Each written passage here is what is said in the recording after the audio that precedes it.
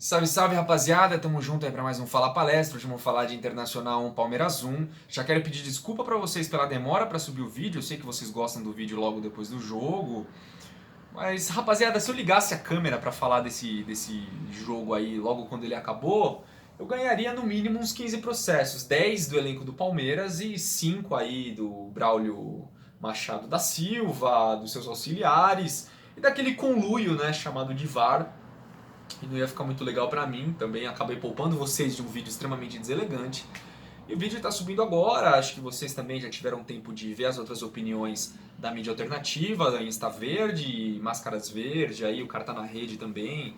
Legal que no fim das contas todo mundo acaba tendo a opinião um pouco diferente e é legal pra vocês também assistirem, informar de vocês e tudo mais. Eu queria começar falando da rodada aí, né, do jogo do Flamengo, que afeta a gente diretamente. O Flamengo enfrentou um Cruzeiro desesperado no Mineirão, precisando de reabilitação, enfrentou um Internacional no Maracanã que vinha de uma sequência forte de vitórias. Eu esperava um tropeço em um desses jogos e o tropeço não aconteceu. Veio justamente com o time que eu menos esperava, que é um São Paulo cada vez mais turbulento aí, com um treinador recém-chegado. Mas parece que os caras fizeram um pacto, né? Parece que eles realmente pediram o Diniz e entraram em campo com o dever de não perder. Pô, se não dá pra ganhar do Flamengo, também não vamos perder. E fizeram um jogo de entrega aí, conseguiram segurar o Flamengo e seus domínios. Isso mostra pra gente duas coisas. A primeira é que o Flamengo não é imparável, muitos aí, inclusive torcedores, né? Mas a maioria da imprensa dizendo que o Flamengo é um time imparável, insuperável. Não é, como qualquer time brasileiro não é.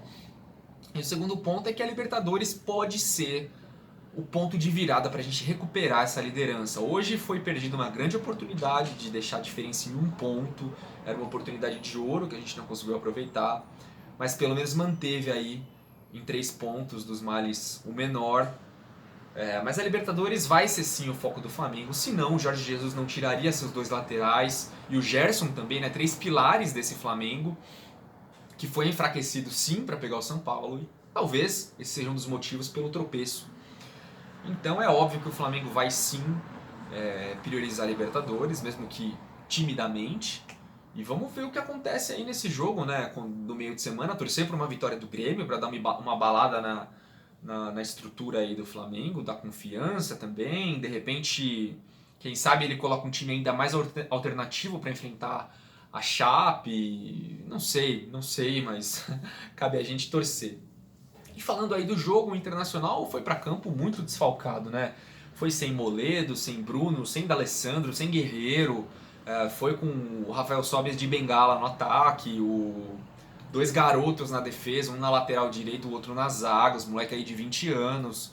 Eu imaginava que o Palmeiras fosse se impor, né? Fosse entrar em campo com mais vontade, né? Imagina, um time que foi eliminado de Campeonato Paulista, de Copa do Brasil, por esse mesmo Inter. Esperava um time com vontade de dar o troco, né? Um time que foi eliminado de uma maneira vexatória da Libertadores, um time que não tem mais nada senão o Campeonato Brasileiro, que poderia ter aproveitado para vencer e colar de vez no Flamengo, seta na esquerda e buzinada sem parar, aí nas costas do Flamengo.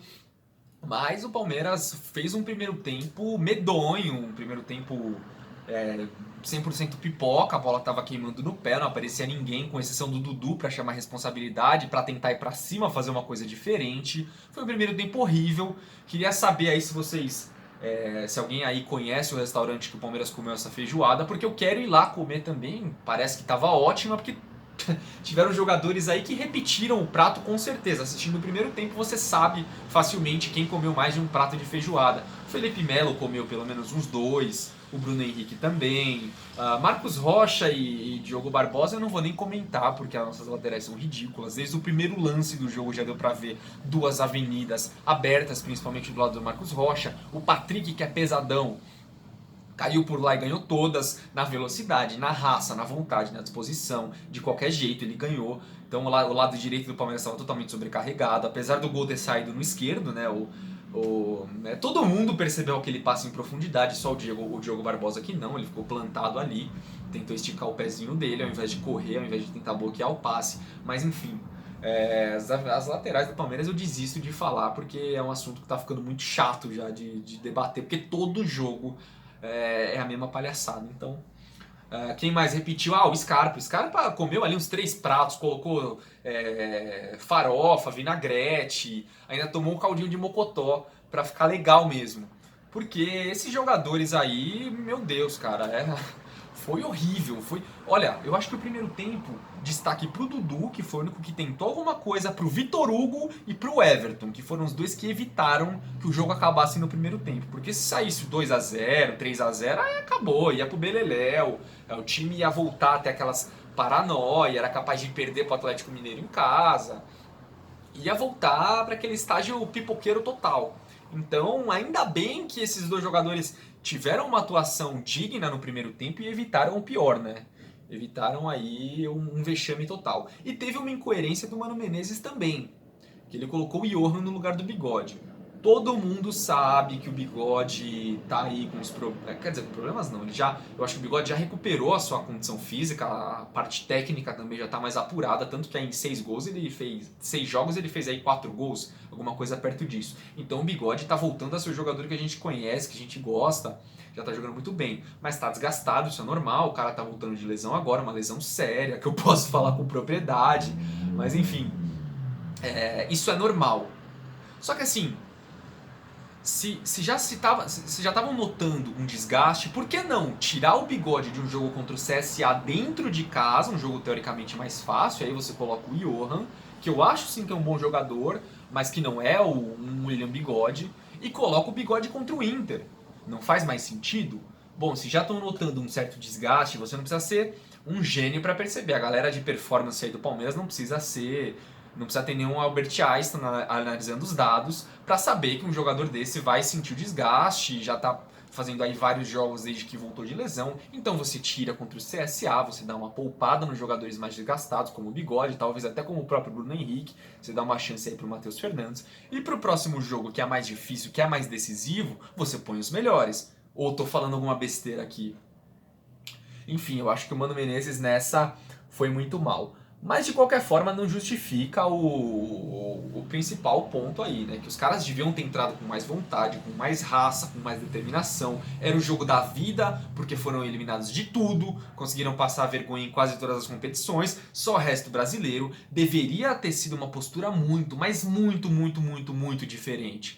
Então, o primeiro tempo que o Palmeiras fez, meu Deus, se eu fosse flamenguista e tivesse assistindo isso aí, eu ia dar risada. Falar, o que esses caras querem? Com esse time aí que a gente vai disputar o brasileiro até o final, eu ia ficar completamente tranquilo. Tranquilo total. É engraçado, cara. Sempre que precisa de resultado, sempre que o Palmeiras precisa da vitória, é sempre isso que a gente recebe. Um jogo ridículo, um jogo covarde, onde os jogadores se escondem, onde a bola queima no pé de todo mundo, é um perereco desgraçado, tiveram vários recuos errados. Se o Inter tivesse um pouquinho mais de eficácia, a gente já tá falando aqui de um adeus ao campeonato, sem dúvida nenhuma, rapaziada. Tudo bem, tem muita água para passar debaixo da ponte aí, mas se tivesse perdido desse jeito pro Inter, eu acho que ia ser muito difícil.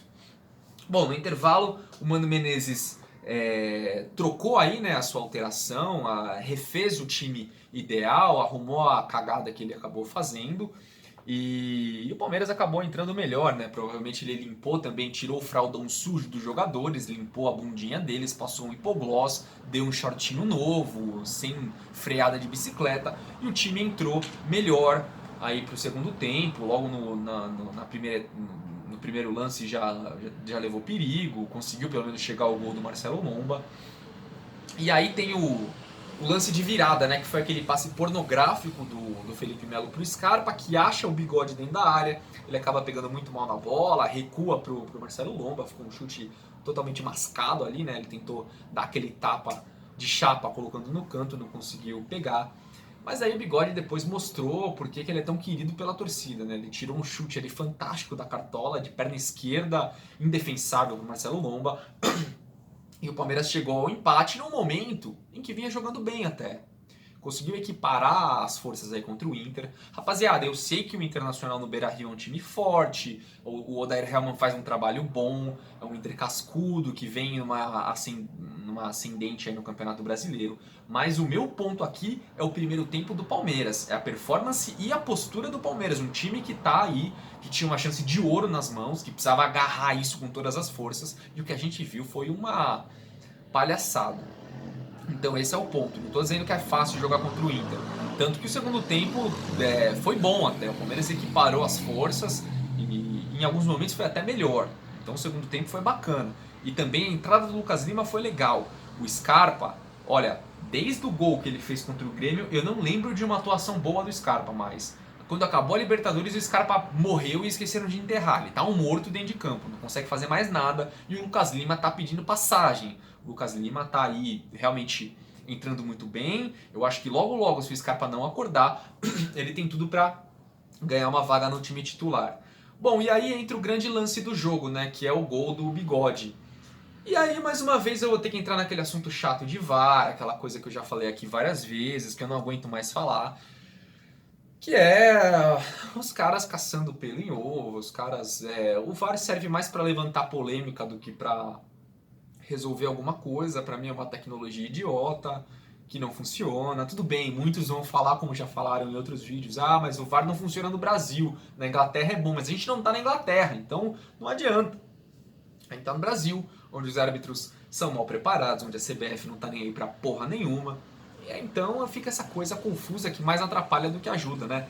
Um exemplo aí no jogo contra o Corinthians, no jogo do Corinthians, né? Corinthians e Vasco, acho que o Manuel fez uma falta no goleiro do Vasco, no Fernando Miguel. Uma falta clara. O Bandeira marca, né, a falta, o juiz anula o gol. E demora-se 5 minutos para ver um lance claro daqueles que o juiz era obrigado a ver no campo, ele não viu. E ele demora 5 minutos no VAR.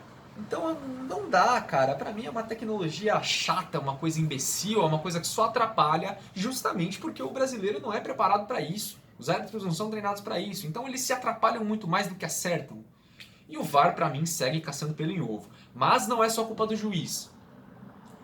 E nem do VAR. A grande responsável por isso, é a dona FIFA, que vai mexer numa coisa que não deveria mexer. Aqueles bundões engravatados que nunca chutaram uma bola na vida, não tem o que fazer, vão caçar coisa pra piorar o futebol. Cara, imagina a seguinte situação. Essa regra da bola na mão diz que não importa se o jogador tem a intenção ou não. Se a bola bater na mão do atacante, o gol deve ser anulado, a jogada deve ser parada, enfim. Imagina um perereco dentro da área, o zagueiro vai chutar para tirar o perigo e o atacante está na frente dele e para se proteger, o instinto natural, ele faz assim, vira o rosto, bota a mão aqui na frente do peito, a bola toca no braço dele e entra no gol. Se o braço dele não tivesse colado no corpo, bateria no peito, qualquer coisa assim. E entraria de qualquer forma. Ele só põe a mão no movimento natural, ele não está aumentando a sua área de atuação, ele está se protegendo. A bola pega no braço dele e entra. Aí tem que anular o gol? Essa é a regra? Ó, parabéns pra vocês, cara. Parabéns, vocês estão de parabéns. Vocês são visionários. Vocês são ótimos. Vocês estão de parabéns total. Cara, é uma coisa que não dá pra entender. Aí, beleza. Imagina que não tem o VAR, que não existe o VAR. Eu acho que ninguém ia reclamar desse lance, porque foi visível que o Bigode não teve a menor intenção de tocar na bola, até porque a bola bate no defensor do Inter, que comete a falta também, derruba o Bigode, ele tá caindo, ele tá apoiando a mão no chão pra cair, a bola toca no campo, toca no braço dele, aí sobra lá pro passe lá pro Bruno Henrique fazer o gol. Então é um lance que o jogador não tem a menor intenção, que ele sofreu uma falta antes, que quem cometeu a infração foi o jogador do Inter e quem é punido é o Palmeiras. Então assim, não tem a menor lógica. Fora a regra imbecil, não existe o menor bom senso do juiz pelo menos olhar o lance e falar, não, espera aí, cara, ele sofreu a falta antes. Porra, se eu sou árbitro, e eu falo isso sem clubismo nenhum, porque eu já falei aqui várias vezes, eu não acredito em esquemão pro Flamengo ser campeão, de verdade, do fundo do meu coração, até porque o Flamengo teve aí 2 gols anulados contra o São Paulo, aí se os caras quisessem dar o título, dava o gol e acabou. Do fundo do meu coração, não acredito em esquemão. O que eu acredito é que o Palmeiras vem sendo prejudicado como sempre foi, com VAR, sem VAR. O Palmeiras é um dos times mais prejudicados. Sempre que lançam aquelas estatísticas, vamos ver como seria a tabela se não tivessem os erros de arbitragem. O Palmeiras é sempre um dos mais prejudicados. Isso é histórico, isso é histórico. Então, não existe nenhum bom senso. Se eu sou árbitro e vou ver um negócio desse, mas porra, O zagueiro do Inter fez a falta. Derrubou o Bigode, tocou com o braço na bola aí também, enfim. E vocês estão me chamando pra ver isso? Ah, vamos cagar, dá o gol e acabou. Tudo bem, pode parecer um clubismo da porra eu falar isso. Mas eu acho que assim, nada acaba substituindo o bom senso, né?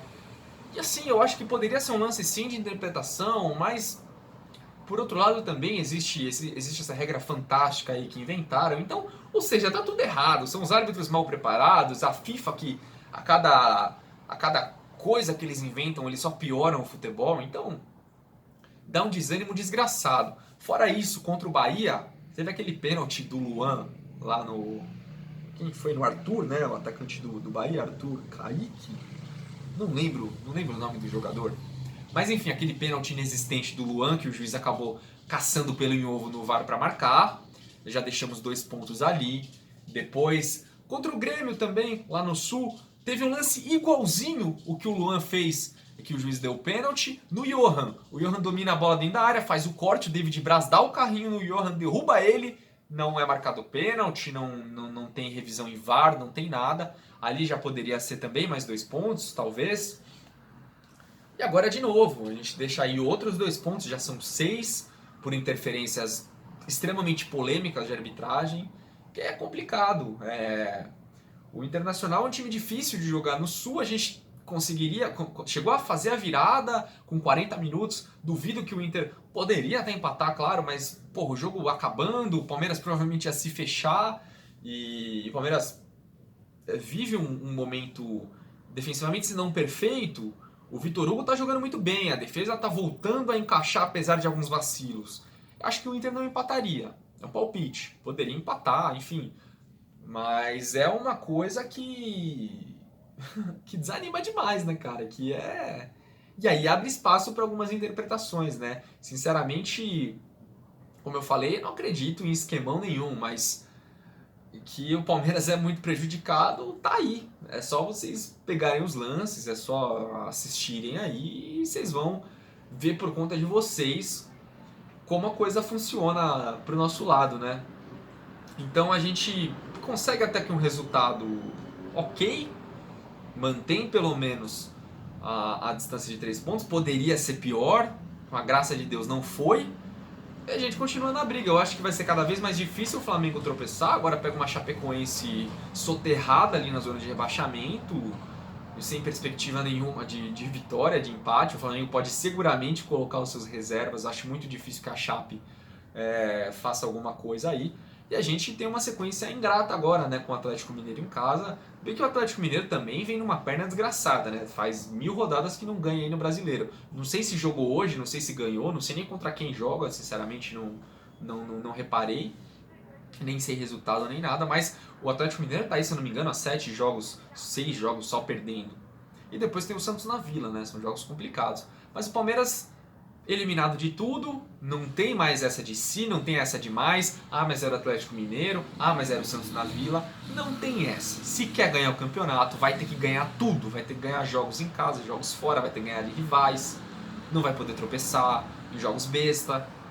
Infelizmente a gente se colocou nessa posição. Eu acho assim, hoje houve um erro de arbitragem gritante que nos prejudica num momento crucial do campeonato, que vai ter, com certeza, reflexos em rodadas futuras. Porém, a gente não pode esquecer uma coisa importantíssima. Na parada da Copa América, o Palmeiras tinha uma vantagem gigantesca, mas gigantesca. Ficou 7 jogos sem conseguir vencer. 7 jogos sem vencer.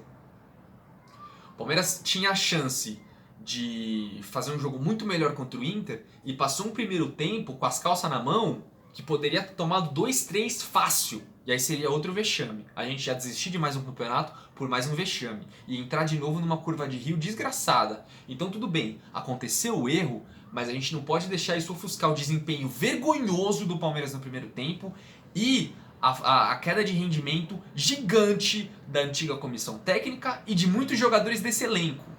De praticamente todos.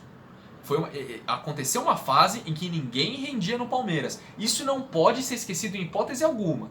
Então assim, se o Palmeiras não conseguir ganhar esse campeonato, não é só por erro de arbitragem. Inclusive eu acho que os erros de arbitragem são até pequenos, perto da vantagem que a gente tinha antes da parada da Copa América. Então, não se esqueçam disso. Não entrem nessa pilha de reclamar de arbitragem, de esquema Flamengo. Olha o que o Palmeiras fez. Olha o que o Palmeiras tinha na mão e deixou escapar. Olha a diferença de pontos que a gente tinha. A gente ficou 7 jogos sem conseguir uma vitória. Então não é só arbitragem, não são os outros. O grande problema nesse ano esteve em casa. O grande problema foi jogos decisivos, time pipocão. Pipocão não, pipoqueiro. Jogos decisivos, times pipoqueiros. Esse é o grande ponto. A gente não pode esquecer disso de jeito nenhum.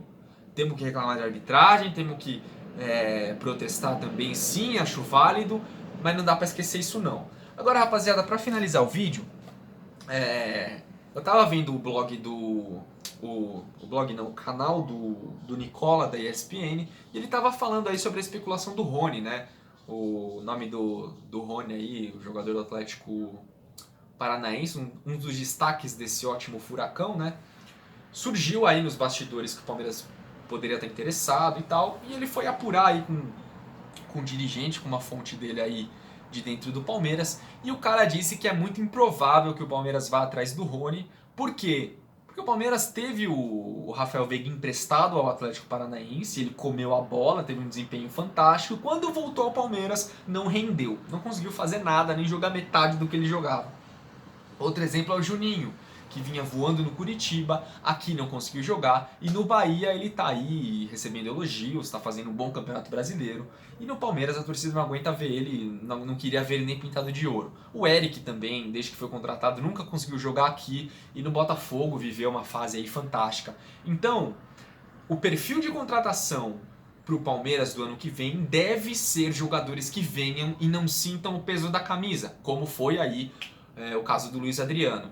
Para contratar jogador promissor, jovens talentos, aí, coisas que são para o futuro, a gente tem na base. Não precisa gastar dinheiro, não precisa ir até o Egito contratar aí o Carlos Eduardo.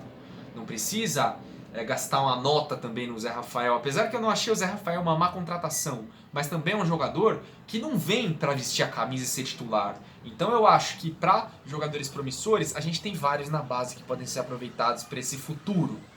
E pro Palmeiras contratar tem que ser cirúrgico, tem que ir ao mercado, contratar jogadores que vão chegar, vestir a camisa e render dentro de campo. Então, pelo menos essa notícia indica, né, esse caminho, indica que a diretoria talvez vá pensar com mais responsabilidade, de uma forma diferente, para as contratações desse ano foram realmente um tanto quanto esquisitas.